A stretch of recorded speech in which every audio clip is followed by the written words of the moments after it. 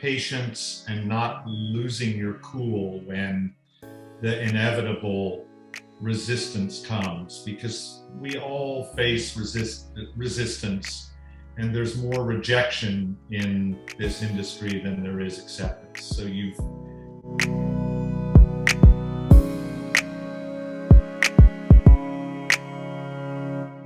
Hi, team. Hello, how are you? No, that's okay. Thank you so much for your time. It's a pleasure to talk to you and to talk about Old Harry. I'm delighted. And I enjoy your performance, and I think it was very strong and it's really good. So let's start from the beginning. What will attract you to this project? What was about Potsy script that got your attention? Well, it was called Old Henry, and I got to play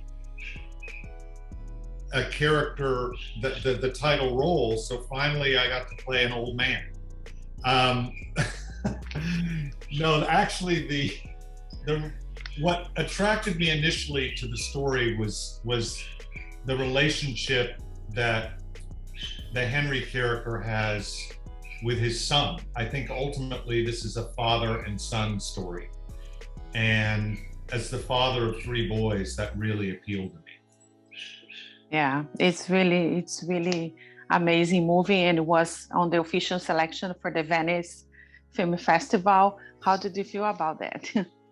I was so gratified that Venice invited us. I had been there last with Ballad of Buster Scruggs, and when we were shooting the movie, I had this fantasy that we would be back with it, and I remember telling Potsy on the set, I think that this should be submitted to Venice. And so when we had a cut, I called them personally and said, will you look at the film? And they did, and they had a great response to it. Yeah, and in this whole process, like filming, you also act as active producer. What was like the most challenging part? Well, the most challenging part was playing this role. I'm not a particularly violent person. I don't know my way around firearms. I don't own any firearms. I'm not a farmer or a rancher. I don't ride horses to get around. And when you're playing a character in a Western who does all those things as if they're second nature, you're responsible as an actor to accomplish them in front of the camera in a way that feels like every prop is an appendage. Every action is something you've done 1,000 times. And that takes work. It's fun work, and it's a wonderful challenge. It's why I like acting, because each role brings with it similar demands, even though they might all be different. If you're a cab driver, you've got to seem like you've driven that cab all for decades, let's say. So I guess finding fluency with the character was the biggest challenge, and it was great fun. Who doesn't like to ride horses and shoot guns? Yeah, for fun, it's good, right? Yeah. So, and also I noticed that you have a unique way to gunsling the gun, the gun, and I really enjoyed that. I think you practiced it a lot. Yes, well, I'd done this other movie called The Ballad of Buster Scruggs that was all about the gun tricks, and so really, ultimately, in terms of the gunplay, it was more with this character about restraint, not doing a lot of that, because whereas Buster Scruggs was a very florid and performative character, this character doesn't do any of that. He doesn't give anything away. He doesn't perform. He hides. Yeah, and how was like work with Gavin? I think he's great too, and Scott, because you guys work more closely. Like, how's work with them? Well, Scotty and I have done, I think now 10 movies together, something like that. And when I read the role, I thought Scott would be perfect for it. And so I actually brought him in to meet Potsy, and Potsy agreed. And so that's how Scott ended up in the movie. So working with him was great. And I loved Gavin. What a remarkable young actor with such a completely, for his age, just came in like a seasoned professional, and had a great work ethic and a real honesty to his performance. And then I had the added bonus of having my own son, my oldest son, work in the art department on the movie, so he was on set every day. Oh, that's amazing. That's amazing. That's awesome. Oh my God, congratulations to him as well.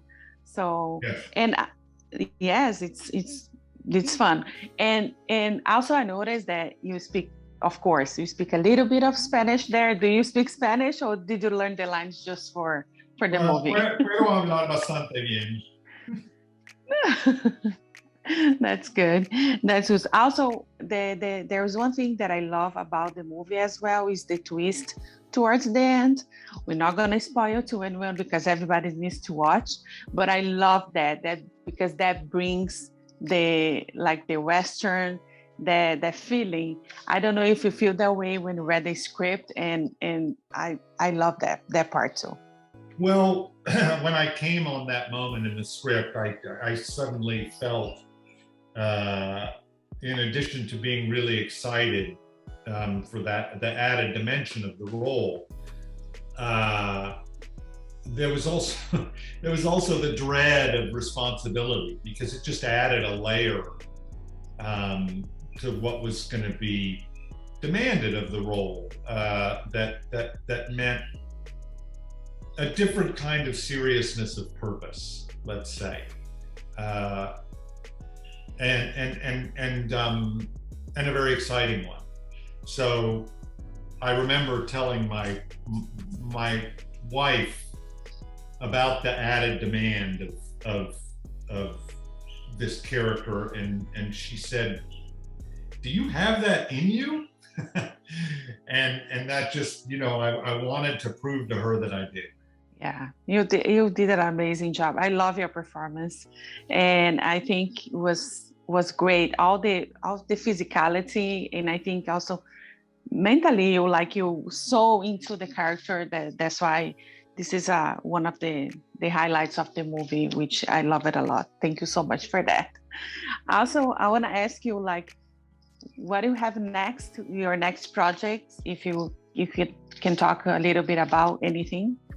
I have a couple of other movies coming out this year. One's called National Champions, and the other one is Nightmare Alley, the Guillermo del Toro's movie.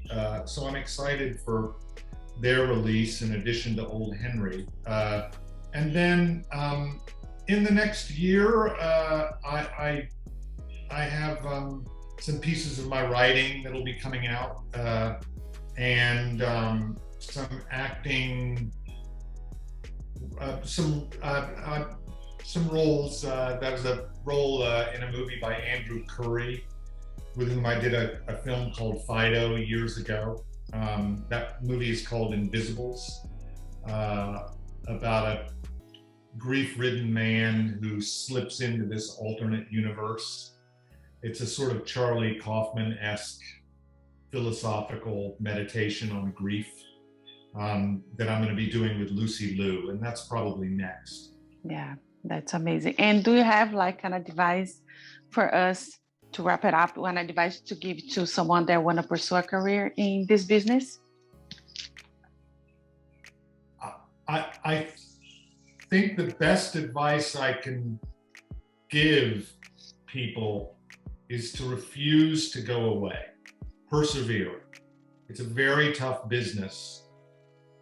And if you hang around and do your work diligently and honestly and treat others well, eventually your time will come. A lot of having a career just depends on patience and not losing your cool when the inevitable resistance comes, because we all face resistance, and there's more rejection in this industry than there is acceptance. So you've really got to be patient and have the perseverance to wait it out. Amazing. Team, I just want to thank you so much for your time. It's a pleasure to meet you and to talk to you. And I cannot wait for your next projects. I'm very excited. My pleasure speaking with you. Thank you for your interest in the movie. Of course. Thank you so much. Bye-bye. If you like this video, don't forget to comment, to like, and subscribe to our channel right here.